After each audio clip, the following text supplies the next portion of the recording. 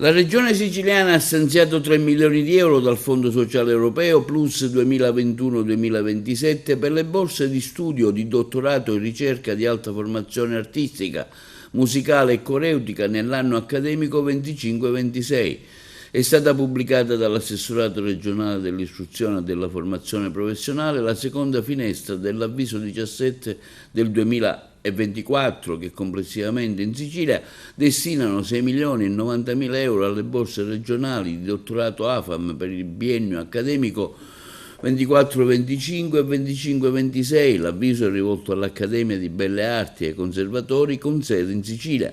Con la riforma voluta dal Governo nazionale e dal Ministro per l'Università e la Ricerca, afferma l'assessore all'istruzione professionale della Regione siciliana Mimmo Turano, lo scorso anno sono stati introdotti i dottorati di ricerca AFAM, come già avviene per le università, e con l'avviso 17 li abbiamo finanziati per la prima volta il governo Schifani, afferma Turano. Sta lavorando per incrementare le opportunità di accesso all'alta formazione anche nelle discipline artistiche, musicali e coreutiche e diamo anche ai laureati all'Accademia e ai conservatori la possibilità di accedere ai percorsi di dottorato. Questa misura, aggiunge Turano, rappresenta uno strumento di crescita economica e culturale in quanto incentiva la ricerca, l'innovazione e in particolare l'uso dell'intelligenza artificiale e anche in questo settore puntiamo allo sviluppo di nuove conoscenze con l'obiettivo di arricchire il nostro patrimonio artistico e creativo. Le domande di partecipazione potranno essere presentate entro le ore